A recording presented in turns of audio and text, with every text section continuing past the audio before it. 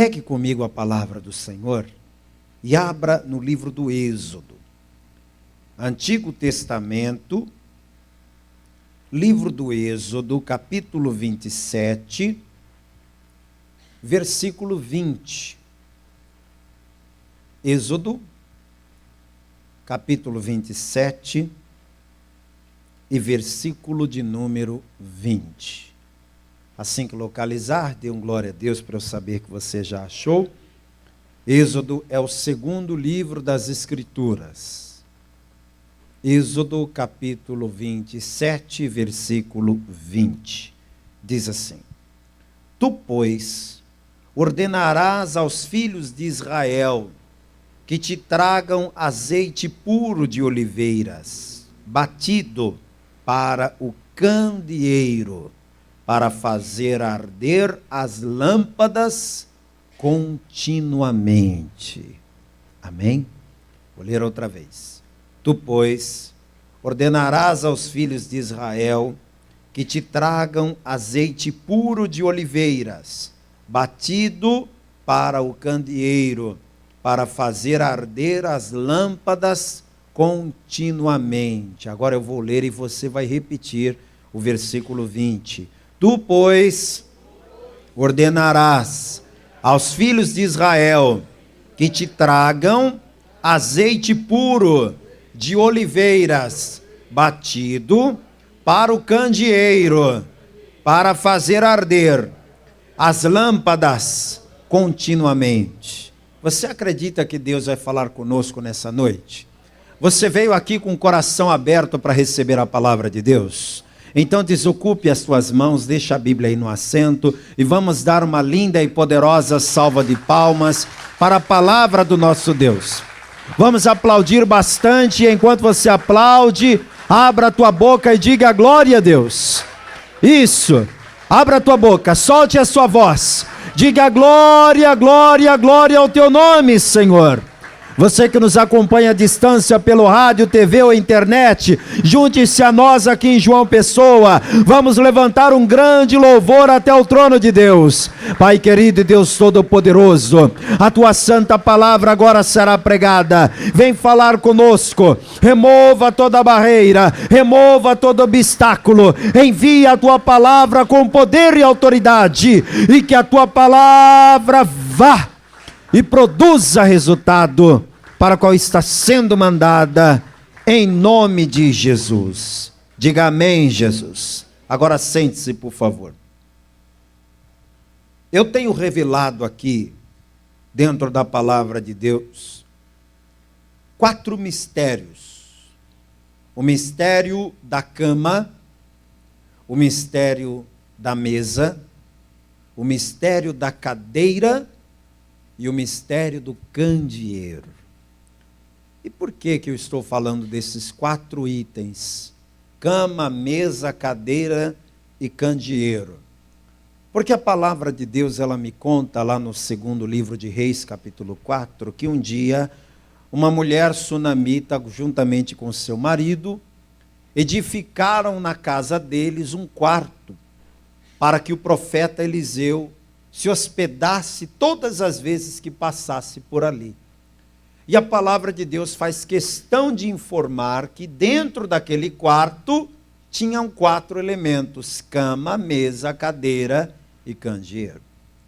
Quem me acompanha pelo YouTube pode acessar o meu canal aí no YouTube e assistir as mensagens sobre a cama, mesa e cadeira, que eu já preguei aqui na igreja. Mas hoje eu quero falar e revelar para você o mistério do candeeiro.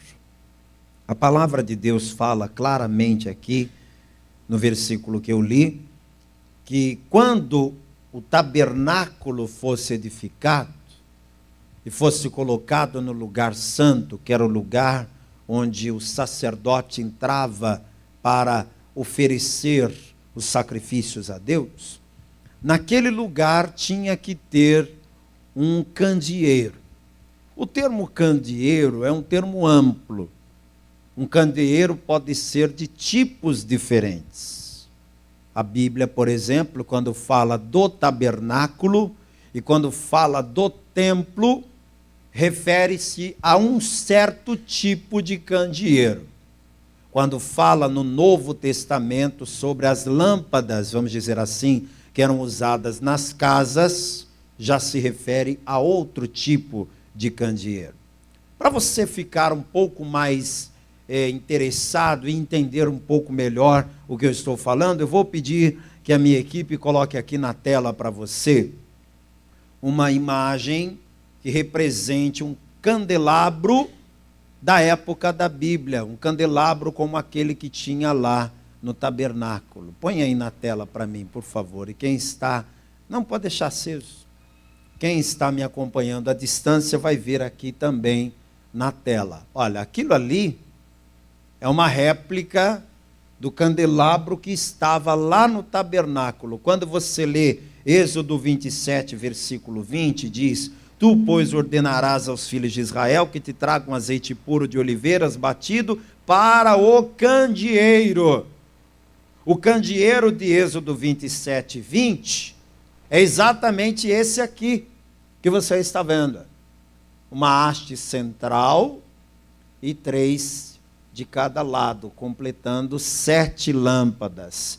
Estas 7 lâmpadas ficavam acesas continuamente. Pastor, e como que é possível isso? Como é que essas lâmpadas ficavam acesas o tempo todo? Primeiro você tem que entender que a maneira de iluminar naquela época era muito rudimentar. Nós vivemos uma época maravilhosa para a iluminação, é verdade ou não é? Nunca houve uma época em que a iluminação fosse tão maravilhosa como é hoje. Hoje em dia, em qualquer lugar que você for, tem luz elétrica. Qualquer canto. Você lembra qual foi a última vez que você foi em um lugar que não tinha luz elétrica? Puxa pela lembrança aí. Qual foi a última vez? Porque hoje em dia, até na roça, dependendo da roça que você for, dependendo do interior que você for, você pensa assim, aqui não tem. Quando dá 6 horas da tarde, você vê uma luzinha acendendo aqui, outra ali, outra colar, e você fala, gente, a luz chegou até aqui. Luz elétrica hoje é uma realidade. E hoje a gente tem à nossa disposição as luzes inteligentes. A gente não está tendo nem mais o trabalho de apertar o botão do interruptor. É ou não é, gente? Antigamente você tinha que levantar e ir até o interruptor na parede para acender e apagar. Ou então esperar que alguém da família levantasse para buscar uma água. Aí você dizia, aproveita que levantou e acende a luz e apaga a luz. Hoje em dia nem isso. Hoje em dia você diz assim, Alexa, acenda a luz da sala. Alexa, apaga a luz do quarto. Olha que maravilha. Hã? Mas quando a gente fala de candeeiro na palavra de Deus, era todo um processo. Como que era o candeeiro dentro das casas? Eu te mostrei como era o candelabro, que também era um tipo de candeeiro, mas aquele que eu te mostrei primeiro, era exclusivamente para o templo. Ele foi desenhado por um homem de Deus chamado Bezalel, e esse homem que desenhou esse candelabro colocou ali por ordem de Deus. Nas casas das pessoas, o candeeiro já era diferente. Me mostra como era dentro das casas. Era assim, olha. Isso aqui, que é também chamado lamparina, a lamparina é um candeeiro, e ali você pode perceber claramente como é que era a iluminação dentro das casas. As pessoas tinham isso aí, e dentro dessa botija de barro, havia um pavio, está percebendo ali a pontinha do pavio saindo? E ali eles acendiam o fogo. Mas para que esse fogo ficasse aceso, dentro desta lamparina era necessário que tivesse o quê? Azeite. Então veja, o versículo que eu li para você diz que o povo de Israel deveriam trazer azeite puro de oliveiras, batido, para o quê? Para o candeeiro.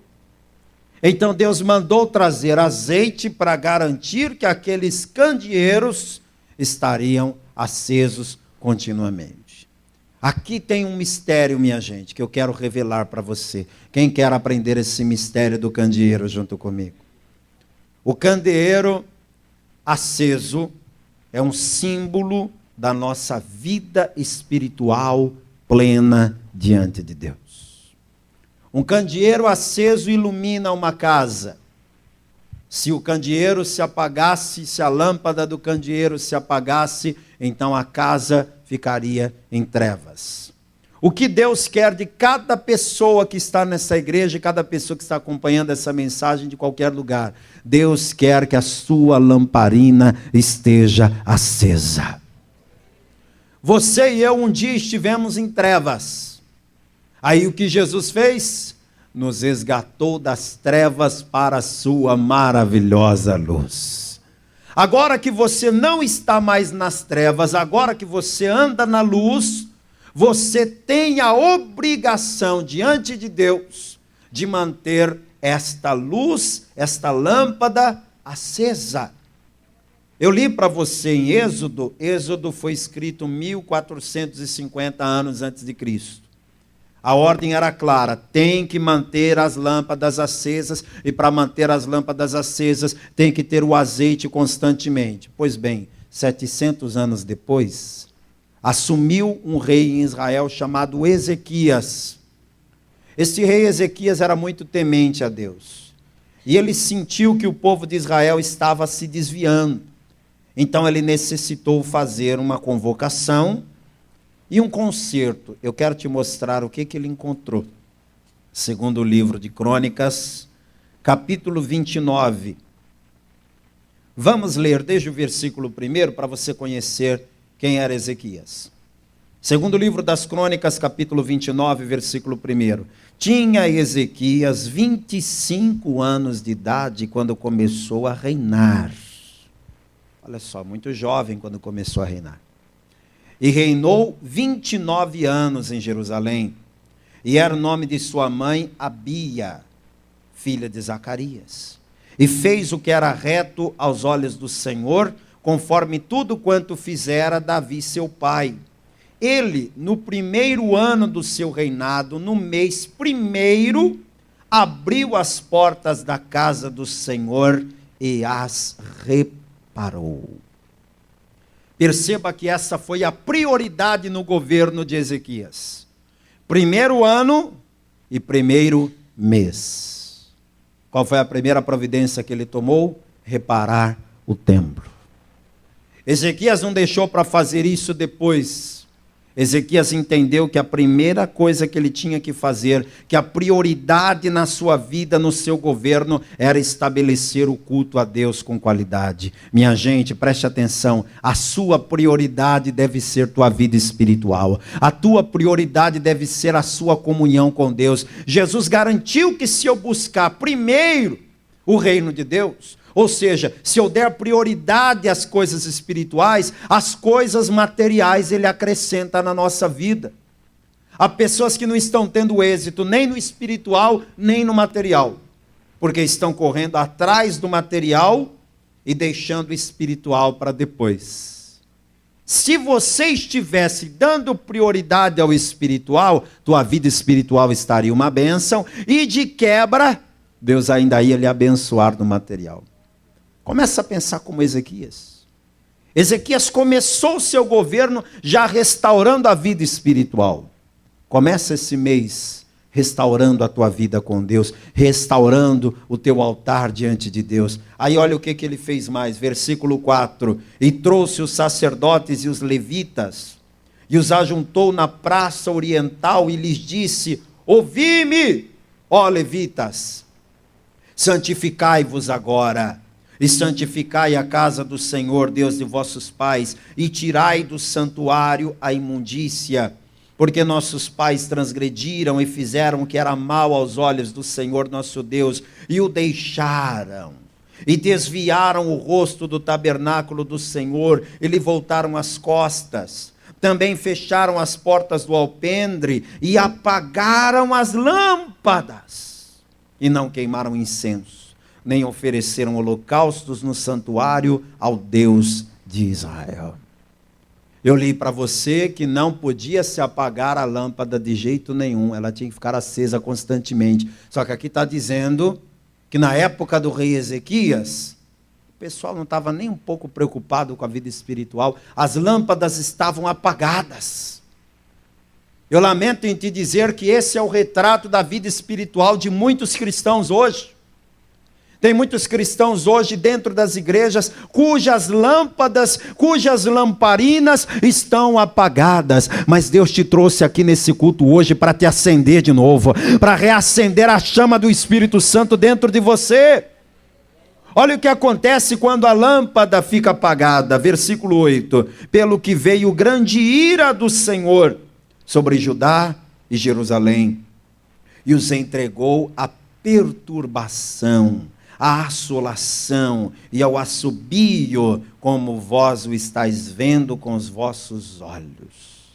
Quer dizer que quando a pessoa anda nas trevas, quando a pessoa deixa a lâmpada de Deus se apagar na vida dela, ela cai em perturbação. O diabo não consegue perturbar uma pessoa que anda na luz, mas a pessoa que anda nas trevas, opa, ela vive perturbada. Você lembra como você era perturbado quando você andava nas trevas? Antes de andar na luz de Jesus, lembra como você tinha pensamentos o tempo todo de suicídio, pensamentos de morte, você estava sempre sentindo coisas ruins, era um mal-estar constante, você não dormia direito, você não trabalhava direito, você não tinha paz, não tinha alegria, a sua vida era um inferno. Por quê? Porque você era uma pessoa perturbada, porque andava nas trevas. Mas agora que você anda na luz, o diabo já não pode mais te assolar, nem te perturbar. O candeeiro, ele tem vários elementos, mas os três principais é o azeite. Primeiro, o azeite. O azeite é, junto com o fogo, o resultado, a luz. Três elementos. Azeite, que gera o fogo e que gera a luz. Se não tiver azeite, não vai ter fogo. E se não tiver fogo, não tem luz. O resultado final é a luz. Quem tem um candeeiro em casa quer um candeeiro para quê? Para iluminar, certo? O objetivo do candeeiro é gerar luz. Mas ele só vai gerar luz se houver o fogo, e só vai haver fogo se houver azeite. Cada um desses elementos tem um significado, e agora eu vou me aprofundar, porque eu vou revelar para você o significado de cada um desses elementos. O primeiro elemento, que é o azeite. O azeite é um símbolo claro do Espírito Santo de Deus. A palavra do Senhor me diz, só para você ter um exemplo melhor, no primeiro livro de Samuel, capítulo 16, versículo 13, a palavra me diz que um dia, um jovem chamado Davi recebeu uma unção com óleo lá na sua casa. Olha só o que a palavra diz que aconteceu. Primeiro livro de Samuel, capítulo 16, versículo 13. Então Samuel tomou o vaso do azeite e ungiu-o no meio dos seus irmãos. E desde aquele dia em diante, o Espírito do Senhor se apoderou de Davi. Eu quero que você preste atenção no que aconteceu. A vida de Davi era uma vida comum. Davi era um jovem como qualquer outro, até que a unção foi colocada na cabeça dele. Dá glória a Deus, igreja. Quando a unção foi colocada sobre a cabeça de Davi, o Espírito Santo veio sobre ele. Você precisa entender o significado que há na unção. Às vezes a gente fala na igreja, olha, eu vou te ungir com óleo, a pessoa não dá a mínima, porque não tem entendimento. E há até quem não goste, até quem diga, não gosto não que me unja, porque vai sujar a minha testa, vai melar minha franjinha.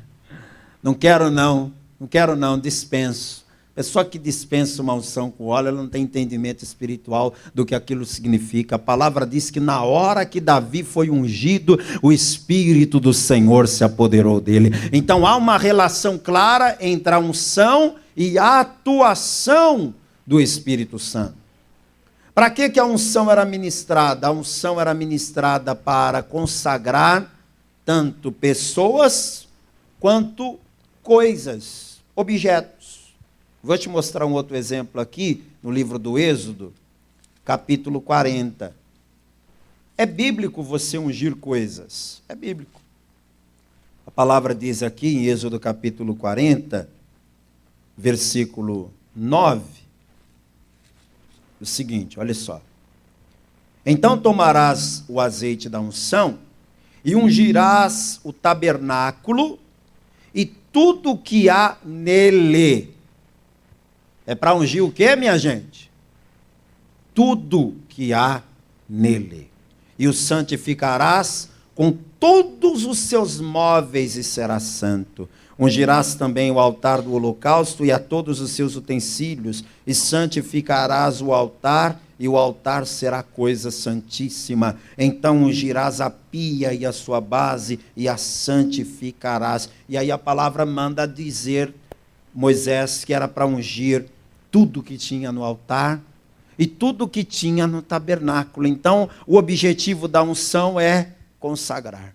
Todas as vezes que uma pessoa é ungida, ela é consagrada. Toda vez que alguma coisa é ungida, aquele algo que foi ungido também é consagrado, porque a unção é um símbolo do Espírito Santo. O azeite é um símbolo do Espírito Santo. Quando Salomão disse lá em Eclesiastes capítulo 9, versículo 8, preste atenção no que está escrito aqui. Eclesiastes capítulo 9, versículo 8. Eclesiastes está mais ou menos aí no meio da Bíblia. Olha o que a palavra diz. Em todo tempo sejam alvas as tuas vestes, e nunca falte o óleo sobre a tua cabeça. Nunca falte o óleo. Quando ele diz que nunca falte o óleo sobre a cabeça, de que óleo que ele está falando, hein? Ele está falando do Espírito Santo. O que não pode faltar na minha vida? Eu que sou o pastor da igreja, o que não pode faltar? O óleo do Espírito Santo, a unção do Espírito Santo. Você já viu que coisa triste é um pastor sem unção?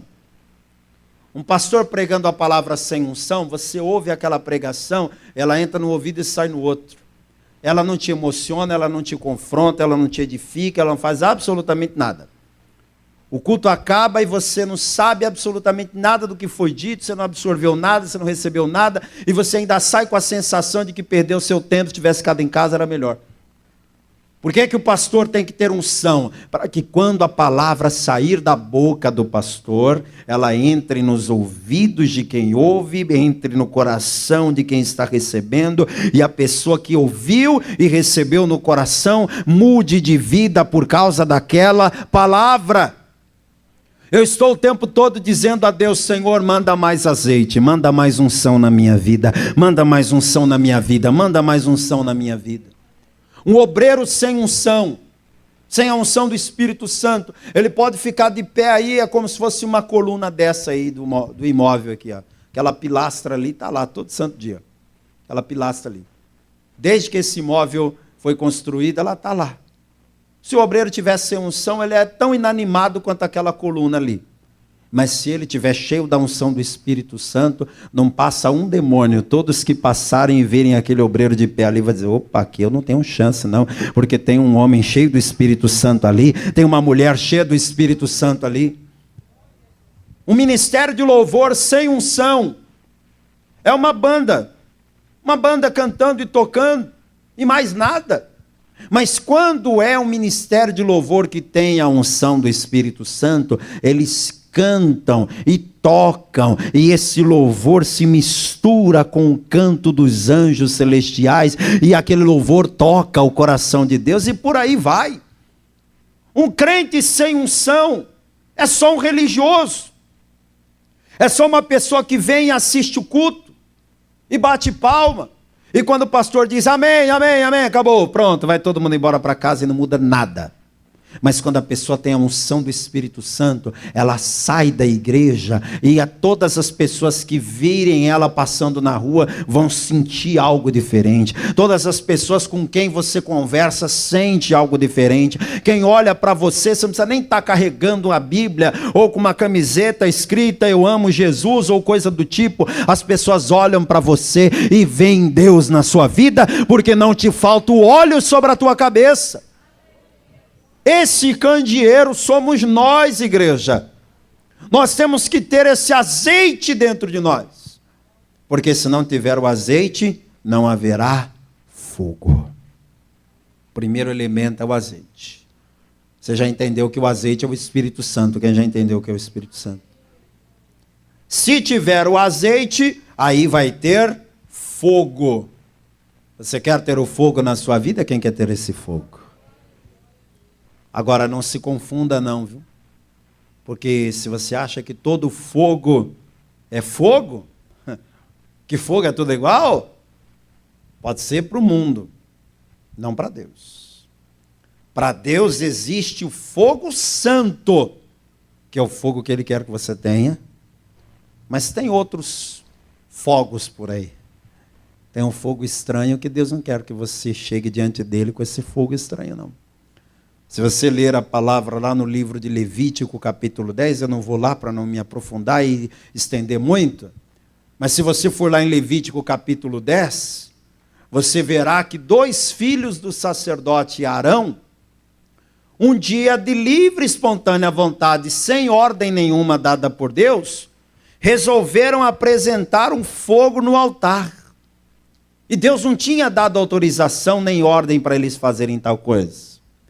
Eles chegaram com aquele fogo estranho no altar, e sabe o que Deus fez?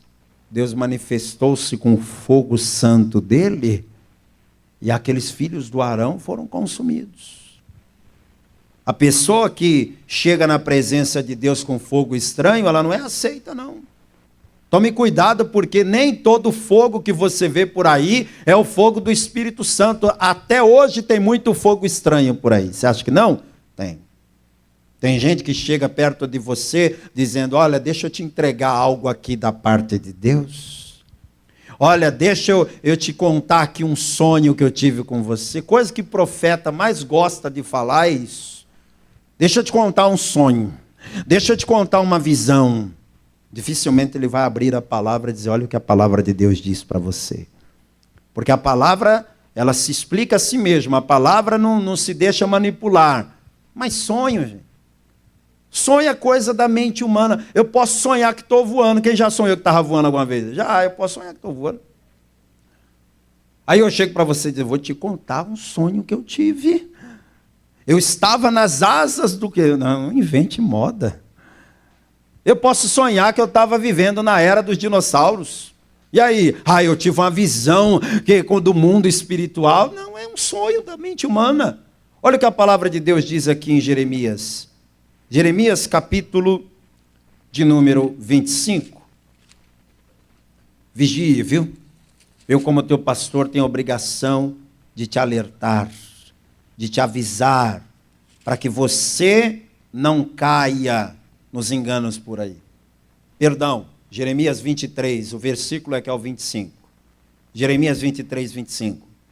Tenho ouvido o que dizem aqueles profetas, profetizando mentiras em meu nome, dizendo: sonhei.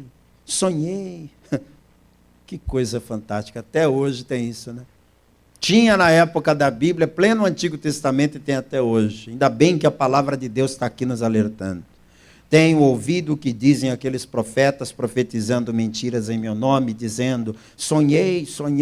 Até quando sucederá isso no coração dos profetas que profetizam mentiras e que são só profetas do engano do seu coração, os quais cuidam que farão que o meu povo se esqueça do meu nome, pelos sonhos que cada um conta ao seu companheiro, assim como seus pais se esqueceram do meu nome por causa de Baal.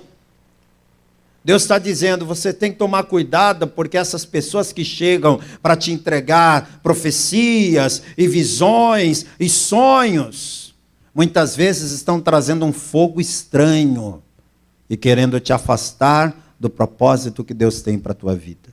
Às vezes a pessoa está firme na igreja, congregando, sendo alimentada, sendo edificada espiritualmente. Aí chega um desses falsos profetas e diz assim: olha, tive um sonho com você, e no meu sonho você estava congregando numa outra igreja, não era nessa não que você está indo. Ah, é? E como que era essa igreja? Não, essa igreja, ela nem abriu ainda não, mas ela vai abrir semana que vem. Toma aqui o folheto. Aí já dá já o folhetinho, tirando a pessoa da igreja que ela está, levando para uma outra. Olha, no meu sonho, o fulano estava casando com a Beltrana.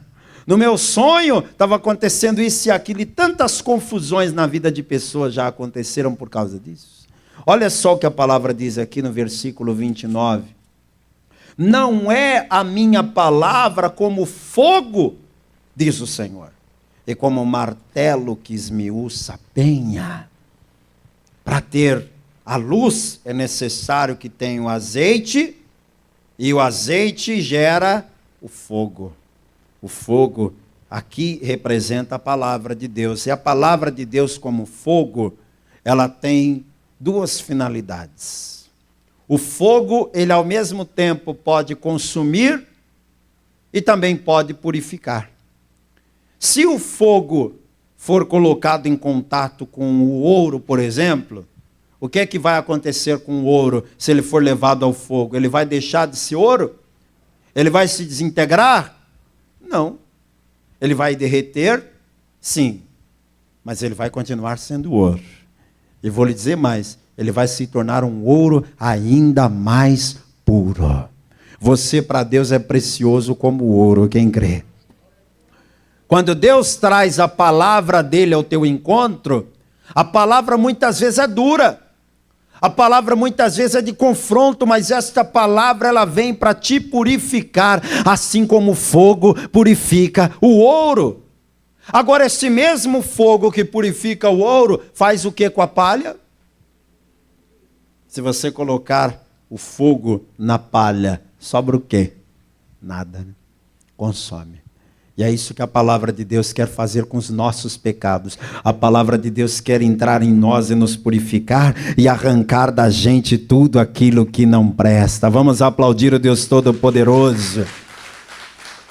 E aí, se eu tiver o azeite, se eu tiver o fogo, eu vou ter o que no final? A luz. Eu vou ter a luz. E o que é a luz, afinal de contas? Dentro da palavra de Deus, o que é a luz? Jesus falou duas coisas sobre esse assunto. Uma delas está em João 8, versículo 12. Em João capítulo 8, versículo 12, Jesus disse o seguinte: falou-lhes, pois, Jesus outra vez, dizendo: eu sou a luz do mundo. Quem me segue não andará em trevas, mas terá a luz da vida. De acordo com João capítulo 8, versículo 12, quem é a luz? Quem é a luz? Jesus. Jesus é a luz. A pessoa que não tem Jesus está em trevas. A pessoa que recebe Jesus agora está na luz. Só que se você for para o Evangelho segundo Mateus, capítulo 5, versículo 14, é Jesus também que está falando. Só que desta vez Jesus fala o contrário. Mateus capítulo 5, versículo 14. Vós sois a luz do mundo. Não se pode esconder uma cidade edificada sobre um monte, nem se acende a candeia nada mais é do que um candeeiro, como aquele que eu te mostrei, nem se acende a candeia e se coloca debaixo do alqueire, mas no velador, e dá a luz a todos os que estão na casa. Assim resplandeça a vossa luz diante dos homens, para que vejam as vossas boas obras e glorifiquem o vosso Pai que está nos céus. Pastor, agora deu um nó na minha cabeça. João 8,12 diz que Jesus é a luz do mundo. Mateus 5,14 diz que nós somos a luz do mundo. Isso é uma contradição, é? Jesus falou uma coisa num dia e no outro mudou de ideia? Será isso? A Bíblia não tem contradições. Põe isso na tua cabeça. A Bíblia não tem contradições. O que a Bíblia faz é complementar o raciocínio de um lugar em outro. Quando Jesus em João 8 disse, eu sou a luz do mundo, esse é um fato e ponto final. Jesus é a luz, quem tem Jesus está na luz, quem não tem Jesus está nas trevas. Mas quando ele diz, vós sois a luz do mundo, isso significa o quê? A gente pode usar como exemplo para entender a relação que há entre João 8, 12 com Mateus 5, 14, com aquilo que a gente aprendeu lá na escola. Lembra do Sol e dos demais luminares, dos planetas? Lembra, né? O Sol é o luminar maior que possui luz própria, certo? Então, o Sol possui a luz. Já a Lua, já a Terra, já os planetas, não possuem luz própria. Mas se a Lua não possui luz própria, então de onde vem a luz da Lua? Se a Terra não possui luz própria, de onde vem a luz da Terra e dos outros planetas? Toda essa luz irradia do Sol. Então quer dizer que o Sol possui a luz, e o Sol com a sua luz ilumina todos os demais astros. E é exatamente isso que Jesus faz conosco. Inclusive, eu acho fantástico que o profeta Malaquias, lá no capítulo 4 do seu livro, ele falando profeticamente de Jesus, ele diz, mas para vós que temeis o meu nome, nascerá o sol da justiça, e salvação trará debaixo das suas asas. Jesus é o sol da justiça. Eu não tenho luz própria, você não tem luz própria, mas eu tenho Jesus na minha vida, e quando eu recebo Jesus em minha vida, ele me ilumina de tal maneira que quem olha para mim e quem olha para você vai dizer assim, você é uma pessoa iluminada. Já te aconteceu de alguém olhar para você e dizer assim, fulano, eu sinto que você tem uma luz tão boa. Você é uma pessoa iluminada, você é um homem iluminado, você é uma mulher iluminada. Talvez quando alguém te falou isso, você ficou até meio sem graça, né? Você fala, que nada, bobagem, não, bondade sua. Que isso, não tenho isso não. Agora você está entendendo que é exatamente isso. Você não tem luz própria. Eu não posso dizer assim, eu sou a luz, eu sou iluminado, não. Se tirar Jesus de mim, eu estou em trevas. Se tirar Jesus de você, eu estou em trevas. Se tirar você, Jesus de dentro de você, você também está em trevas. Mas porque Jesus está comigo, porque Jesus está contigo, eu me torno a luz do mundo também. Quem compreendeu, levante a mão. Agora faz sentido. Por que o Senhor nos coloca em vizinhanças, onde a maioria das pessoas são das trevas, né? Já reparou nisso? Às vezes você falou, meu Deus, o Senhor bem que podia me colocar num bairro assim, só tivesse crente. Todo mundo cheio do Espírito Santo. Eu acordava de manhã, saía para pôr o lixo. Ô, glória! O outro respondia aleluia do outro lado. Ai, que maravilha. Mas não, minha vizinhança é todo mundo da pesada. Ninguém quer saber de Deus. Ninguém quer saber de Jesus. Eu saio com a Bíblia na mão para vir para a igreja, todo mundo me encarando. Puxa, pastor, lá no meu ambiente de trabalho é pesado, ninguém serve a Deus. Lá na minha sala de aula, ninguém serve a Deus. Na minha família, ninguém serve a Deus. Por quê? Por que Deus me coloca nesses lugares? É exatamente porque você possui a luz de Jesus na sua vida. O que diz o versículo 16? Vamos voltar em Mateus 5. Assim resplandeça a vossa luz diante dos homens. Deus quer que a tua luz resplandeça, não é na igreja. Deus quer que a tua luz resplandeça, não é diante de Deus. É diante dos homens. É lá nas trevas, é lá onde as pessoas estão, para que através da tua vida elas vejam a luz. Assim resplandeça a vossa luz diante dos homens, para que vejam as vossas boas obras e glorifiquem o vosso Pai que está nos céus. Toda a igreja fique de pé, por favor. Vamos aplaudir a palavra de Deus bem forte. Glória a Deus. Feche os teus olhos, por favor. Você entendeu um pouco sobre o mistério do candeeiro.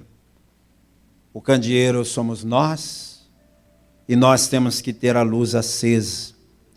Só vamos conseguir ter essa luz acesa se tivermos dentro de nós o azeite que é o Espírito Santo. Mas ninguém recebe o Espírito Santo se primeiro não receber Jesus. Porque Jesus disse: eu rogarei ao Pai e Ele vos dará o Consolador. Primeiro vem Jesus, depois vem o Espírito Santo. Se você que está aqui nesta noite ainda não recebeu a Jesus Cristo como Senhor e Salvador da tua alma, hoje é o dia que Deus escolheu para te salvar. Você quer entregar tua vida para Jesus? Você quer ter o direito de entrar na cidade santa pelas portas? Pastor Ademir, eu quero entregar minha vida para Jesus hoje. O que eu tenho que fazer? Levante a sua mão bem alto junto com a minha. Isso, glória a Deus. Que bom, você que levantou a mão, sai do seu lugar e vem aqui na frente. Vem entregar sua vida para Jesus. Quem mais quer? Pastor, eu quero essa luz dentro de mim. Pode chegar aqui. Pastor, eu quero essa luz de Jesus dentro de mim. Se tem mais alguém que quer entregar a vida para Jesus, levante a sua mão. Talvez você diga: pastor, eu entreguei a vida para Jesus há um tempo atrás. Eu recebi essa luz dentro de mim. Só que aí eu deixei a lâmpada se apagar.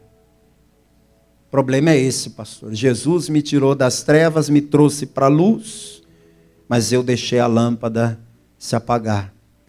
Será que Deus poderia reacender essa chama em mim hoje? Eu garanto que sim. Se você que está afastado ou afastada da casa do Pai, hoje voltar para Jesus, a chama que se apagou vai ser acesa de novo dentro de você. Tem alguém aqui que está afastado e quer voltar para Jesus? Levante agora a sua mão, não tenha vergonha não, faça isso. Pastor, eu estou vindo na igreja, eu não estou afastado nem desviado, mas eu confesso, pastor, a minha lâmpada assim está quase se apagando. Sabe aquela vela que está para apagar de vez? Tem só um fiozinho. Está bem fraquinha, aquela chama quase morrendo. Quem sabe você chegou assim hoje aqui. Você não está apagado ainda, mas está quase. Se o diabo fizer assim, ó, acabou você. Antes que a lâmpada de Deus se apague, você precisa se renovar e se fortalecer no Espírito Santo. Então eu quero chamar você que quer se fortalecer na fé. Você que diz assim: pastor, eu não quero me perder. Eu não quero que a minha lâmpada se apague. Sai do seu lugar e vem até aqui na frente. Dobra o joelho comigo, querido, por favor. E enquanto você vai tomando a decisão de sair do lugar e vir aqui, deixa eu falar com você que está me acompanhando à distância, pelo rádio, pela TV, pela internet. Quer entregar a vida a Jesus ou voltar para Jesus? Aí onde você está, coloque a mão sobre o coração. Se for possível, dobre os joelhos, assim como eu estou fazendo aqui, na sede da Paz e Vida, em João Pessoa, Paraíba, Brasil. E ore comigo. E você, meu querido, que está de joelhos aqui, com a mão sobre o coração, ore comigo, diga: meu Deus e meu Pai, eu ouvi a tua palavra e eu reconheço que eu preciso de ti, que eu não posso mais viver nem mais um minuto longe da tua presença.